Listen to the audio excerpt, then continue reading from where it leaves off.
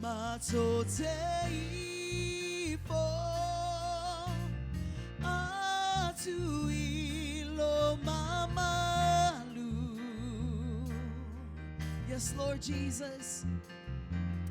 Mato pepe se ile atu aletama letama awa elele oi Yehova eva va va lo alofa o te alanga ya te oe ile amalepo eba ia oe va ama uinalo suafa mailo ne yanganga awa elelei oe tama awa elelei oe Yehova eva va va lo alofa o te alanga ya te oe ile amalepo eba ia oe va amanuinalo suapa mailo ne yanganga awa elelei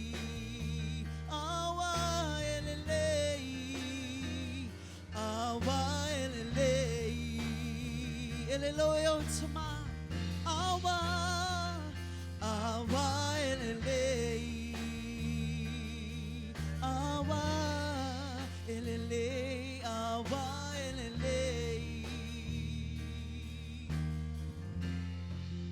elelei lava oe.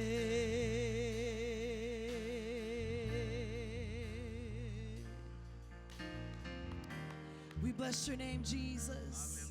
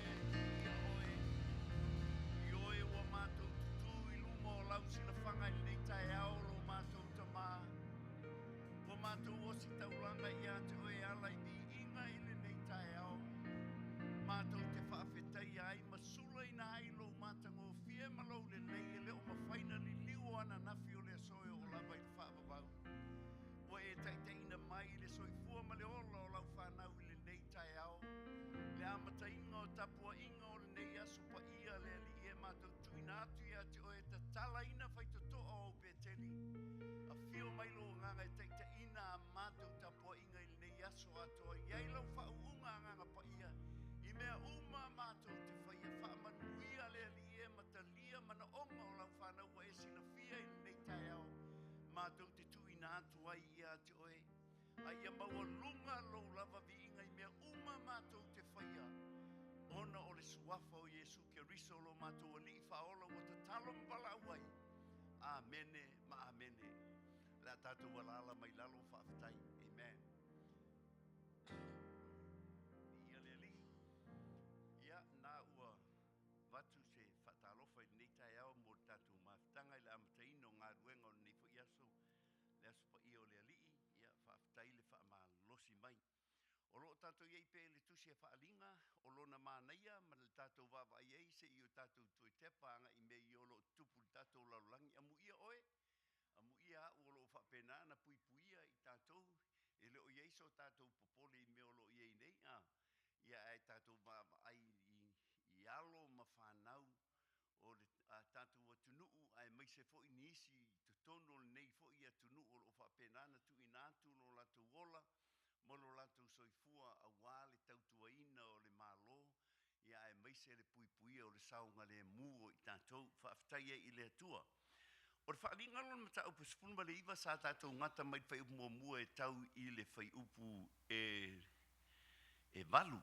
O lea la e wha moe moe wha umanei le whai upu e iwa se I tau lona whai unga. Mai tau mai o le tangitui lea a tangata ina ua vaai ua whaaleanga ina Papelonia. Papelonia always represented the commercial Papillon po o pisi nisi o loo whapena ona iai I le teimi o le unga. O le tala noanga iai le whaalinga I le teimi o le ao mai.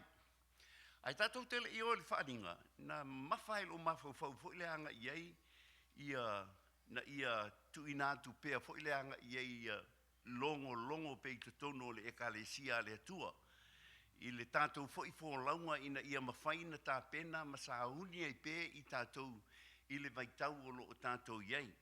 O le tala tuspa ia e te tauna iei tangata wā ai e lātou te I loa mea o le atutupu na longo la iei te tono o le whaapotonga. Ina ia mawhaina la pata ina ma ia whaasawina I lātou mai mea o le awhapenana o mai. I te tonu la o le tusia a Eskielu.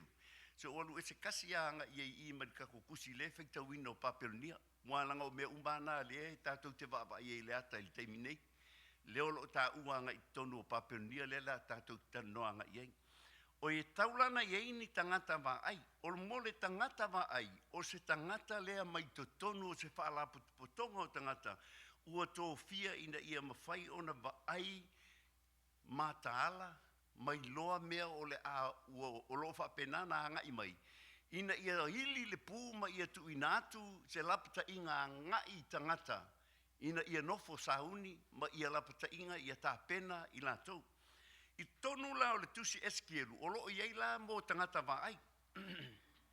I li tonu o le winga o tangata wa ai a Eskielu.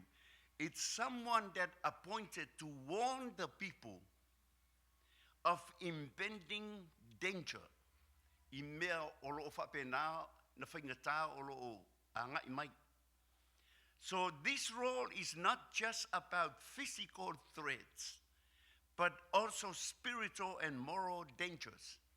E ao na tātou lapata ina ai I tātou ina ia, e le ngata I le tino nei, tātou wawaianga I le Middle East. Mea lo tupu, a me umanga lepe e whaaka mai te tonu, o le ai o tangatanga I a Papelonia ua whapenao na whanu. Mataulia la o Papelonia o le simple, o lo whapena o na whaatusa iai, le tasi o malo, because we are heading to one nation. E tū mai eilo na taitai e mata sauana te pūlea. Makaulia la o kokongo I Iran leye, o ngā kongoasa e whaimalau mua o Papelonia. O ngā le, so nowadays, the modern days, fōilanga iei, Iran, Iraq, that's where Papillon's at. Kakawawaila I mea e kup. E le whapela ui, walaka mai. Those are the signs. O whailonga ia. E ao na tātou nofo tā pena ma sa hundianga iei. Ma e loa fōilanga iei mea e lata mai iei, ma o mai e mawhai ona tātou mātahalanga iei. O mai la waianga iei peona a mai e Eskielu ia le tangata wa ai o a watchman, ina ia mawhai o na amatu ia lapata inga. Pe o le mea leo te whai le teimi nei, o le whaife au o le tangata wa ai e amatu ia warning i to tono le ekalesia ma tangata uma e maisea tono le tatou whaapotonga. Ina ia mata ala i tatou i mea ia o le a whapenana o mai. Iwa ainga la eskelu pe ona ta ua eskelu lo ma ta upo e tolsu ma tolu fa upo e tasi e tau fa upo e ono. O lo fa pea, again the word of the Lord came to me saying, Son of man, speak of the children of your people and say to them, when I bring the sword upon the land and the people of the land take a man from their territory and make him their watchman, when he sees the sword coming upon the land, if he blows the trumpet and warns the people, la patai tangata, then whoever hears the sound of the trumpets and does not take warning, o ai e whaalongo ai le ngā wai, lana whaalongo pe ngā wai, ina ia talia le upu lea ua whaalongo iai. Whoever, and not takes warning, if the sword comes and takes him away, his blood shall be on his own head. O le totol nā tangata e lunga ia te ia. Le tātou te talanoa i aso sa uma, we always reminded and warn our people, the Christian, the family of God, about the coming of the Lord. Ina ia take heed mausitai i tātou. Ilona toe whia mai, wheupo lima mai. He heard the sound of the trumpet, the watchman. If the watchman heard the sound of the trumpet but did not take warning, a whai o le whaalongo anga iei ia le tangata wa ai, ai nā te le lapata ina le whanaua le atua. Ona tangata, for my his blood shall be upon himself. O le toto lao tangata, e lunga o le tangata wa ai. Wa vaila le mafa malike leo me ia ka koke wa ai anga inge. Malike leo le responsibility to tonu o le whaife au, ma taitai o loo whapenana la unga ina le awhionga pa ia le atua. They blow the horn. Ina ia mawhaina lapata ina tangata. But he who takes warning will save his life. O le tangata e whaalongo e whaolaina lona o langa. Whai upumulimuli e ono. But if the watchman sees the swords coming and does not blow the trumpet, and the people are not warned, and the sword comes and takes any persons from among them, he is taken away in his iniquity, but the blood I will require at the watchman's hand. Le toto le nā tangata, o le ai lunga o le tangata wa ai. Wa o maia la ia mea ia, langa i mea leo te whaalongolongo anga iei, o te iloa fo ingai ki whaalongolongo anga iei. Langa o kako ko fu uma i tātou ma Facebook, to fu uma i tātou ma e oi runga social media. Wa o maia la ina ia warn i tātou, ina ia mawhai o na lapata ina i tātou a e whaalongo iei. Make sure you are standing strong in your faith. Ina ia aua ne i whapenaona mamulu pe aua ne i whapenaona lua fesasi pe tau iei se tau tilo mawhau ia o onga ia lo sau nei. Me ia lo o iei le teimi nei. O le o onga ia lo o whapenana i lunga social media. O lo o latua o ina ai, o lo o whaalau tele me ina mai ei le homosexual. O kako i lua uma le homosexual. O le winga o le homosexual e pei ona iei e ta ua whaasamo i tātou o le tauatane. Pei ona iei le teimi nei.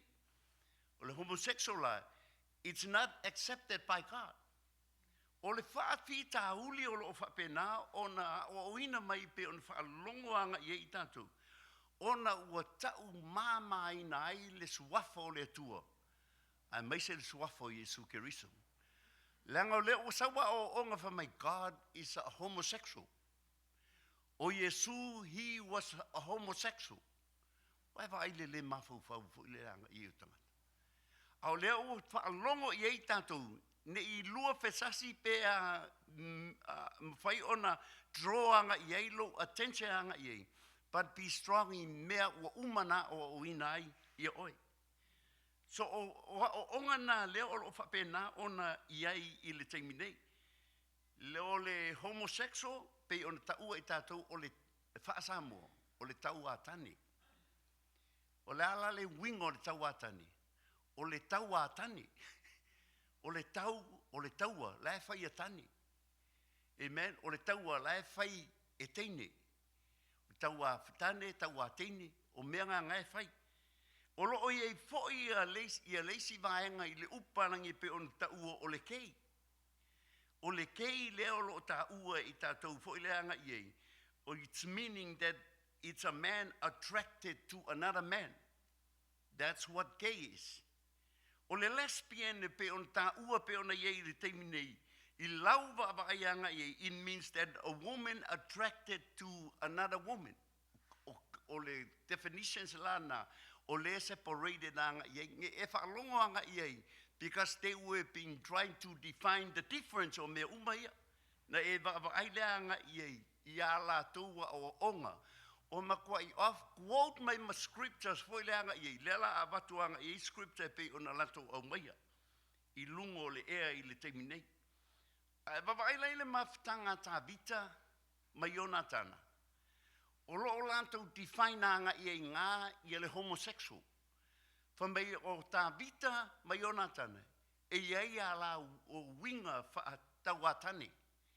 E winga na mana o ai ta vita ia Jonatana. O lo ta uana I le lua Samuelu. O lo na mata mua fai upo lusu ma lima ma lusu ma lono lela u fai tawina. A fai ua mau fo e seisi mana ia lo fai tau maianga iai. Ina ia mawhai ona I loa uma e I tātou. Lua Samuelu o lo na mata upu mua. Lua Samuelu mata upu mua o lo na fai upo lua sifun ma lima.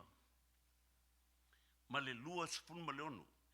Whamai le whaita wino tuspa ia. A we ua mali liu toa I le taua.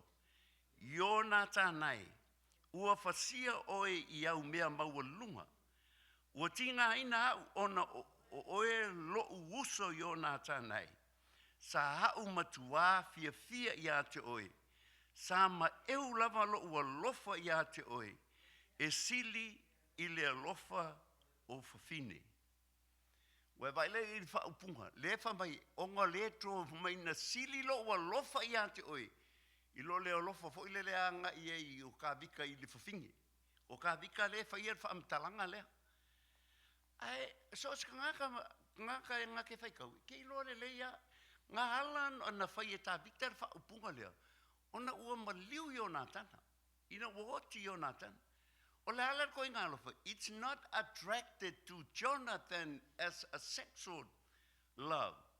A o lea lofanga iei.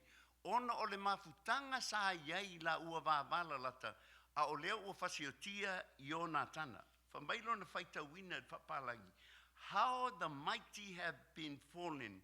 In the midst of the battle, Jonathan was slain in your high places. Lusuma leono. Whamaileo tabita. I am distressed for you. Wa o whano noa ia te oe. Ona aisa. Wa po I leo wa maliu. Wa maliu Jonatana. My surpassing the love. I am distressed for you. My surpassing the love of women.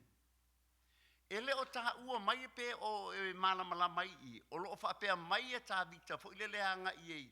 I se alofa whaataua tane, po se alofa whaaletane I lisi tane. E leo se alofa nā lefa mei, nā ala nā alofa tā vitanga ia Jonatana. O le tangata sa tele lon la mafutanga. E pei ona longolongoa Jonatana ia tā vita, ia mea o plana lona taman tau whai e fasioti. Au Jonatana lesi tangata sa lata ia tā vita, matau ia tā vita. O le alofa lao yo tā vita ia Jonatana. Lea sa ia whai ai. I le teimi o le la mafutanga o le ua maliu Jonatana. O le alofa lae e le whaakusa inga I le alofa pe o ngā alofa ai le tani. I le whawhine. Oe pere ke leo longa ese nga fo I le angai. I le ai angai. A o le twistinga, o le mele whako ai fo ileanga ia wona I tātou mai lo I tātou. How people twist the word of God in their own understanding. I mea la tātou te whaia. We got pea na whaia tu lea o ingo tu spaia mea tā ua ia I tātou. Ma ai fo ileanga iei po lea mea o lo tautala nga iei tu spaia. Read the context in the ia mawhaina I loa I tātou. The whole meaning of the context, then we interpret. Whawhewheo na tātou whaaliwina. Whaaliliwa I tātou a ngai le teimi o loo whapenana tupu ai na mea. Ona o le mea na tupu ai. Leo wa hoti o na tana pe on tātou moli mawina. So that's what David interpreted I le teimi o la mawhitanga. Leo o maliu le pele I ante ia. Na ia whaia I le whaupunga lea. Amen. A olona applications. That's where people have been different. Ilona whaatusaina po le apalai o le upo le atua ia te oe po I tātou. Lea lai apalai e kangaka ia whamai, apalai loa whamai o tāwita mai o natana. They are homosexuals. Waila ese o le whaaliwina. So we are all different when we apply the word of God. E kei me kako ke apalai e se le application te tātou te whaia. A o lea e wai illustrate but the interpretations o le upo o le atua. Lona moni ina ua maliu le pele ia tāwita.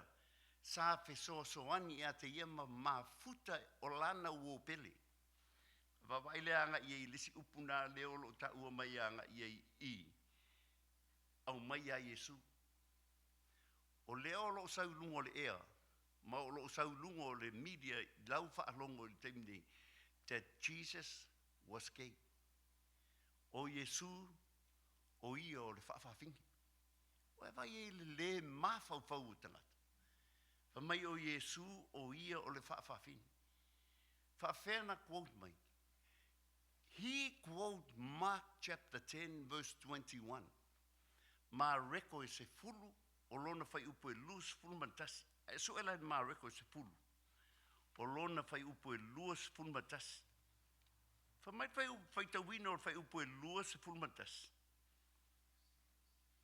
Ua sila atu Yesu I a te ia. Ua alofa atu I a te ia. Ua whetalai atu fo I a te ia. E tasi le mea e leo I a te oi.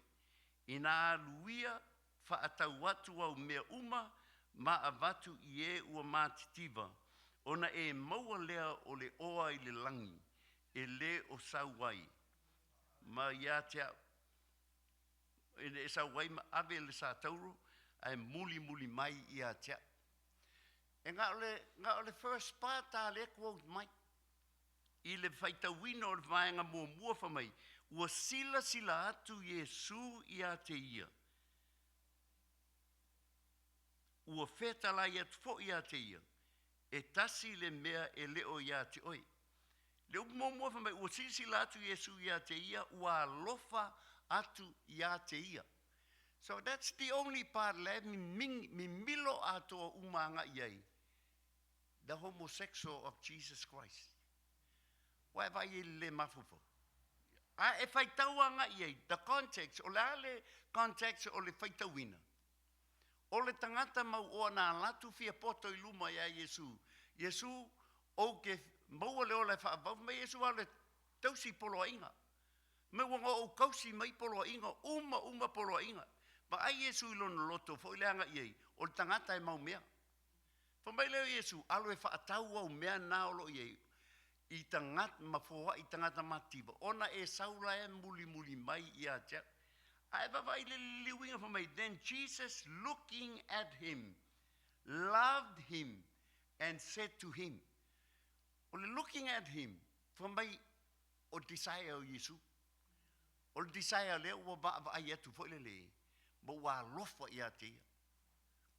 O le lofa le o le lofa fo le anga ye sexual love. O le alofa I le nganga o le au lea, I le vavai atu. O lona nau e tausi polo inga, a o le efsosoani I tangata mativa, e mau oa ai le efsosoani I tangata mativa. E pau ala le awala e mawhai o na mau e tangata mau oa lea. O le alu e whaatau. Na sau le mulu mai ia Yesu. Wai vai e anga i le milong. A leo e whamai po le anga i e. Ua sila atu Yesu ia te ia. O na lofa le ia te ia. His desire draw to him. Kalo fai. Kalo fai le se fo le anga i ma de bala o mea o lo whapena. On tātou whanongolongo anga i e o lo o sau anga i lunga o le media i le teiminei. Wawailan mātai o lua spun wha. O lona whai upu e tolu. Mātai o lua spun wha. O lona whai upu e tolu, se i tau i le whai upu e suma wha.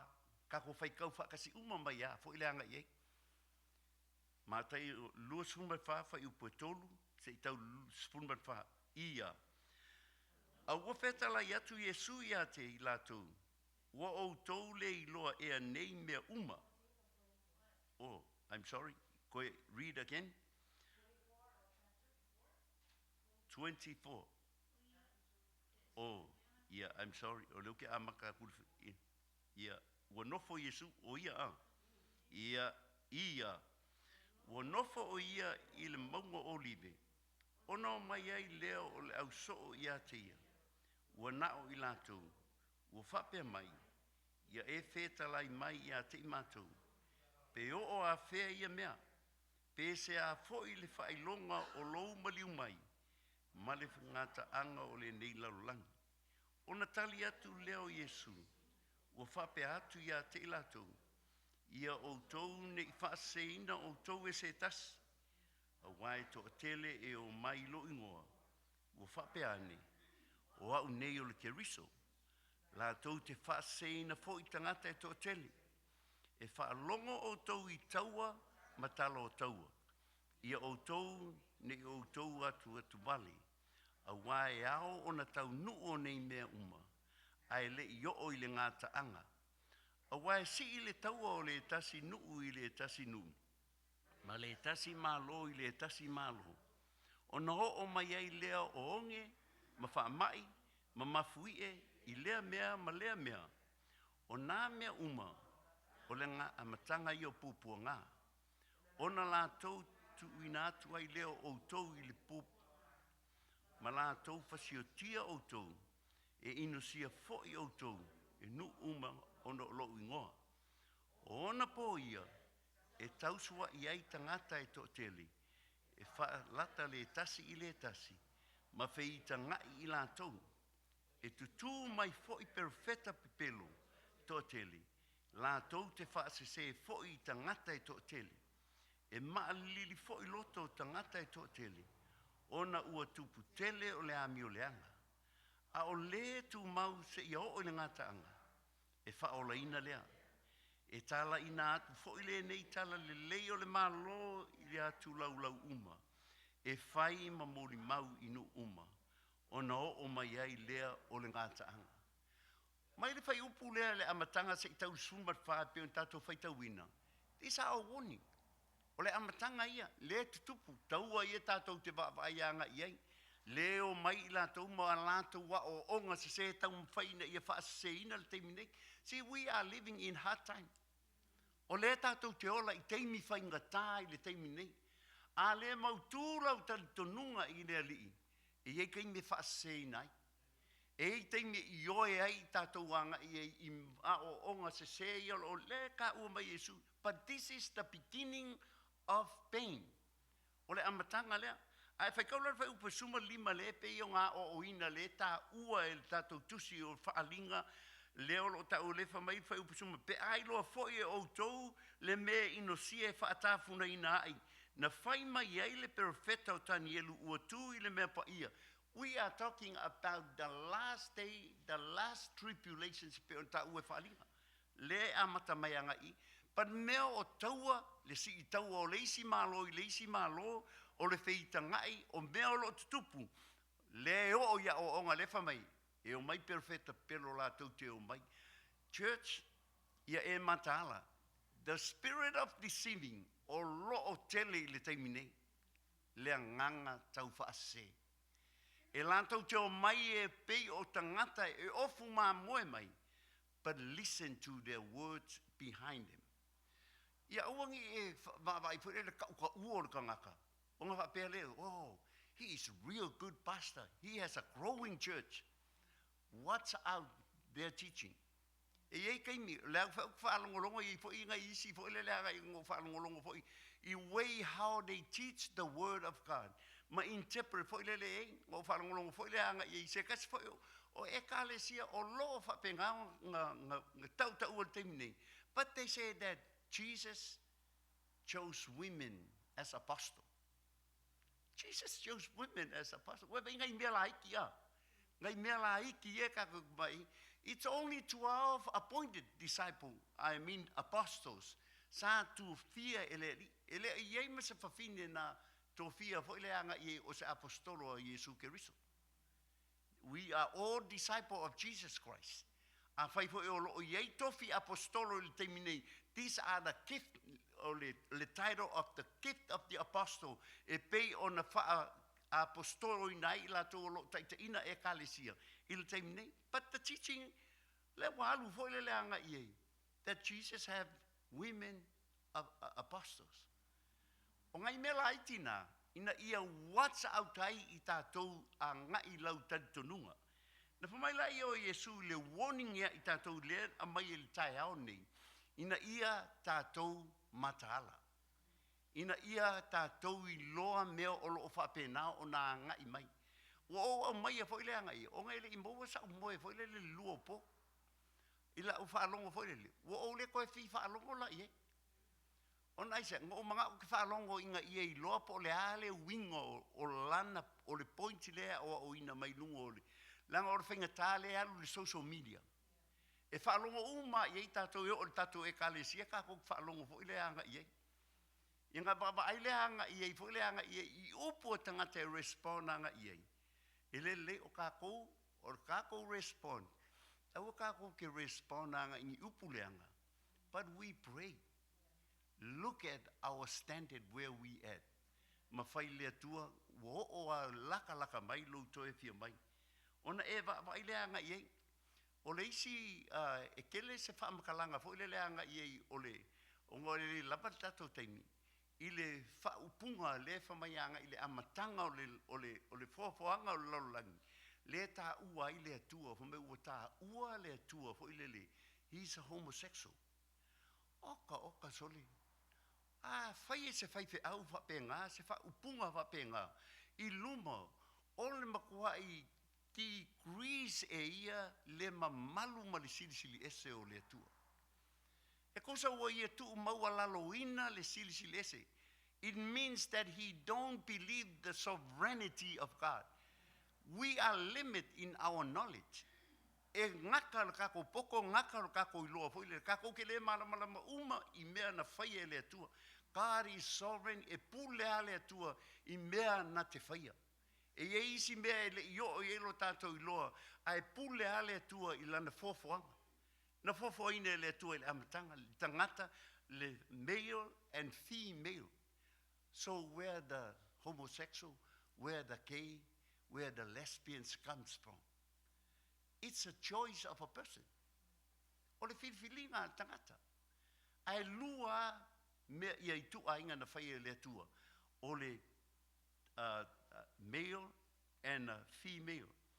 O onga la whapea. E iei la le upu e tātou te ta ua anga i ei. E ka ua fo ile le anga i a Gnosticism. It's spelled Gnosticism, Gnosticism. O onga na come out i le 12, i le luo century, second century. Na sauaia o onga whapena. O onga sau fo i totonu o le ekalesia. Ai vahenga o i lātou, na lātou wa o ina. O lātou wa o lātou doctrine po lātou talitonunga. Na whaia anga iei. The world was created by a lesser divinity. The lesser divinity. See, God is divine. O le atua, but he is not lesser than anything. God is God. God is sovereign. O le atua e silsilese. O le tue pa ia, o le tue matautia. E le mawhai fo ile le i tātou na whaatu saina na whiwhininga whai. A o le tau mawhai tangata o onga whaapea. Ina ia bring lesser divinity of God. I lona matautia. Le pei wa amai lalo i le level o iei i lato. E le ngata ina, o lo lato mana malama, wa sili atu ma ova atu lo lato i loa, a ngai mea o lo tu sia li tu spaia, o kako e ngaka ku spaia. E le sili akun kako wha makalanga i se isi mea o lo wha mana malama ina li tu spaia. When the Bible said, that's it. That's it. I tātou decisions e whai anga i ei. O le mea leo wha mei li tu spaia. Ai tātou te le whaia fo le anga i ei. I lo tātou fuafuanga e kaumawhai inga ia au mimilo mai le tuspa ia a nga i le loa ma le poto lea ua ia te au e mawhai ei o na whaamata ma sili atua nga i le whaamatalanga le tuspa ia so ko inga ngaka la whaapea no decision ta tangata whaapea i se whaasa moa le leia e mwhai o nga e whaasa moa ka ngaka ngō sisi o le no sisi tangata whaapea na o tangata la na ye o lo o lato wa o ina. Ma whapena o na vea o onga se a nga i lunga o le social media. O le whaingata ye tātou. Onga o lea ua kako iei ngei a nga i le media. E sili o nga whaingo fie o nga ketse ka ngaka umo laulangi. Mea o lo whapena o na talitonu wa isi tangata. So, tātou e kalisia. It's a warning for us. Ia mawhain tātou whaalongo mai loa lau talitonunga i le mea o loo whapena o na e talitonuai. O lea o onga pe o na iei ia le whaalinga, o mea ia o le atutupu. Leo tātou wawai i talo taua, ma mea ia o loo whapena na iei. Tolu vaenga o loo whapena na wawai anga iei tusi o whaalinga i tātou mtaupu. Mua pe o na e wawai iei o le tangitu i o tupu ina ua lato wawai atu o whaaleanga ina papelonia. Lua o le tangitui o i lātou o e na whaatau oa, o e na maua mai a lātou oa a ngai a papelonia. O le tolu o i lātou o e whewa i waa ua le eini pisi nisi fo le a ngai i toi mwhai o na whaia. Ona ua poloka uma mea fo ina ua pa u papelonia. Tātou wawai lei, it's gonna be coming one of these days. O mea umana, o le awhapena, o na o mai, i se taimi o luma ina ua tasi le malo leo kako wawai anga i Middle East anga i meolo tutupu anga i ina this is the beginning o ngao le amatanga o pua ngai pe una lapata ina i tātou e le upu o le atua upu ia Yesu ia o tau loto tele amen ma ia o tau tu mau se ia o i le ngataanga le atua whaaftaitele nei tai au ia tu mau pele vi inga ia te oe. Le tua lau upu na fola ina ma lau upu na amatu whaalapata inga ia i mātou lau e kalesia. Mātou te talo. Na ia whaatupitele ina lo mātou i loa o oe. Whaatupitele ina lo mātou i loa o lau o fionga. Ina ia mātou mau tū matutua i e tusa maua o onga mau folanga. Ia whapenao na mātou alo la mātou wholaunga e tusai ma losi mai ate o e maise le whaatuatuanga mātou te tutu ai i ate o e whamanuia i lau e kalesia ono le suafo Yesu. Amen. Au ina tātou